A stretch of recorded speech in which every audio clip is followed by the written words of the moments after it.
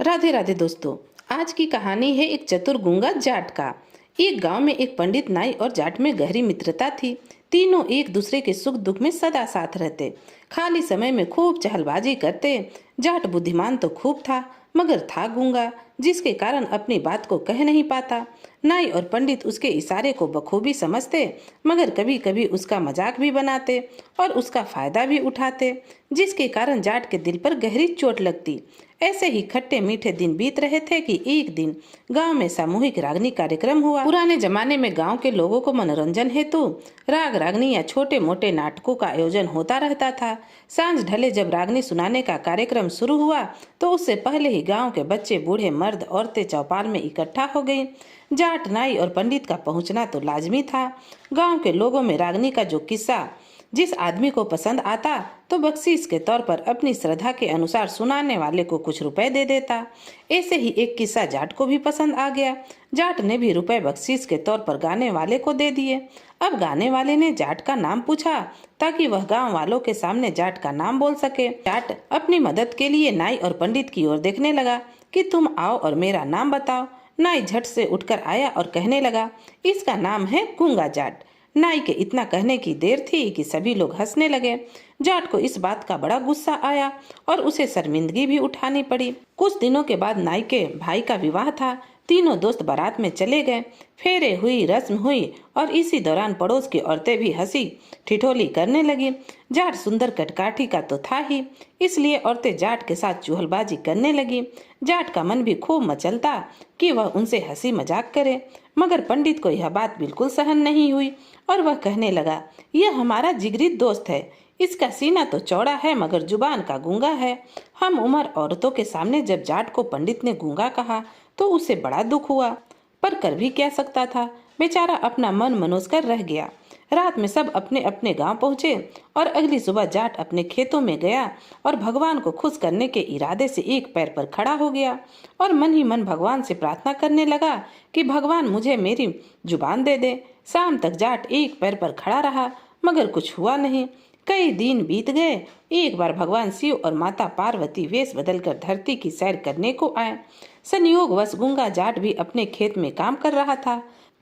माता पार्वती और भगवान शिव भी उधर से गुजरे। माता पार्वती ने जाट से पीने के लिए पानी मांगा तो जाट ने आदर सहित पानी पिलाया और बिना कुछ बोले अपने काम में लग गया। तभी माता पार्वती शिव से कहने लगी, हे प्रभु, आपने इतना सुंदर आदमी बनाया मगर इसे जुबान नहीं दी। अगर आप इसे जुबान दे दें तो यह कितना सुखी हो जाएगा। तब भगवान शिव कहने लगे कि माना इसने श्रद्धा से चाहे 2 पल के लिए ही मेरी भक्ति की है और उसके फल हेतु हमने इसे दर्शन भी दे दिए और इसके हाथों से पानी भी पी लिया, मगर यह जाट बिना जुबान का ही ठीक है। लेकिन माता पार्वती ना मानी। उन्होंने शिव के पैर पकड़ लिए। अब पार्वती की जिद के चलते शिव जी ने जाट को जुबान तो दे दी और जुबान मिलते ही जाट बोला, अरे मलंग, ये सोनी सी लुगाई कटसू मार लियो। अब तो पार्वती शिव की तरफ और शिव जी पार्वती की तरफ देखने लगे। उधर जाट के तो मन मांगी मुराद पूरी हो गई और वह खुशी खुशी चहकता हुआ अपने घर आया। तभी अचानक उसे ख्याल आया कि अभी वह पहले की तरह ही गूंगा बनकर रहेगा। अब जाट पहले से ज्यादा खुश रहने लगा। दोपहरी में जब वह अपने लंगोटिया यार नाई और पंडित से मिला तो वे भी सोचने लगे कि आज जाट के चेहरे पर अलग ही चमक है। उन्होंने फिर जाट से कहा, चौधरी, तुम राजी हो तो कल मेला देखने चलना। जाट ने हाँ में सिर हिला दिया।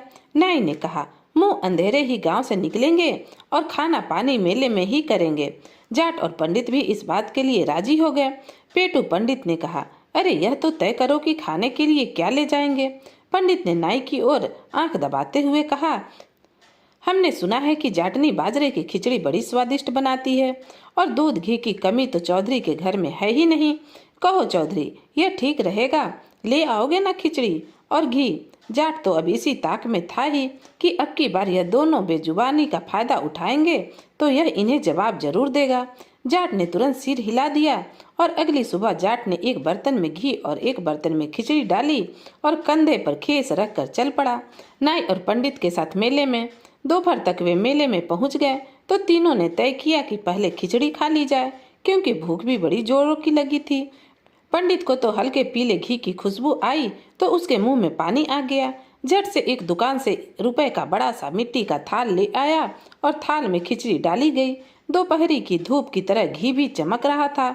जाट ने आधा सेर घी खिचड़ी में उलट दिया। पंडित की तो घी खिचड़ी खाने के लिए पहले ही जीभ लपलपा रही थी। उसने चालाकी करते हुए खिचड़ी के बीचों बीच डाले हुए घी में एक उंगली रखी और खिचड़ी के बीचों बीच उंगली को खींचते हुए बोला, मेरे दादा परदादा ने अपने समय में एक लड़ाई लड़ी थी जिसमें वे शहीद हो गए थे।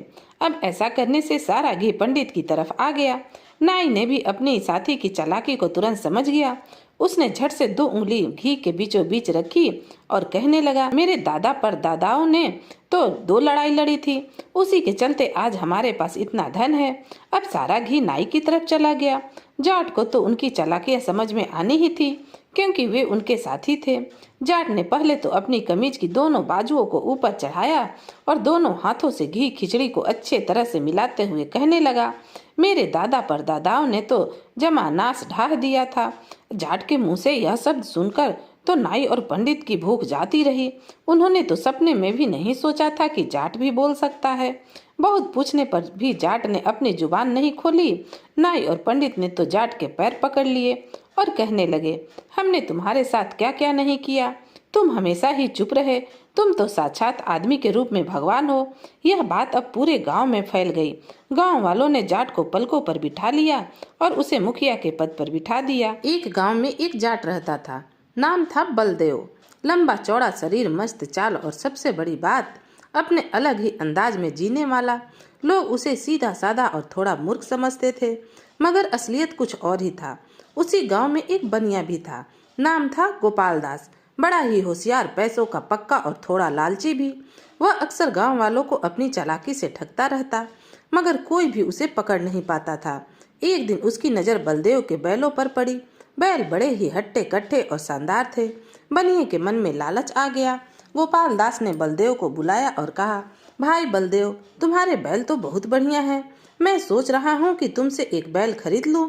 तुम तो सीधे साधे आदमी हो, तुम्हें तो पैसों की जरूरत भी होगी। मैं तुम्हें अच्छा दाम दे दूंगा। बलदेव समझ गया कि बनिया कुछ न कुछ चाल चलने वाला है, मगर वह कुछ बोला नहीं, बस मुस्कुराया और बोला, ठीक है बनिया जी, मगर पहले सौदा पक्का कर लो। बैल की कीमत 5,000 होगी, लेकिन एक शर्त भी है। बनिया सोचने लगा कि ये तो सीधा साधा आदमी है, क्या शर्त लगाएगा। उसने झट से पूछ लिया, क्या शर्त है बलदेव भाई? बलदेव बोला, शर्त यह है कि तुम इस बैल को शाम तक अपने घर ले जा सकते हो, तभी ये तुम्हारा होगा, वरना सौदा रद्द। बनिए ने सोचा, अरे ये कौन सी बड़ी बात है, बस बैल को पकड़कर घर ले जाना है और फिर मेरा हो गया। उसने झट से सौदा पक्का कर लिया और 5,000 रुपए देकर बैल खोलने लगा। बैल देखते ही देखते सरपट दौड़ पड़ा। बनिया बेचारा पीछे पीछे भागा, मगर बैल को पकड़ न सका।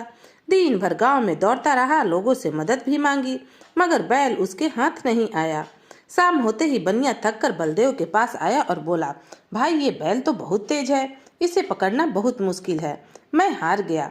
बलदेव मुस्कुराया और बोला, तो सौदा रद्द हुआ, ये लीजिए आपके 5,000 रुपए वापस, बैल मेरा ही रहेगा। बनिए का मुंह खुला का खुला रह गया।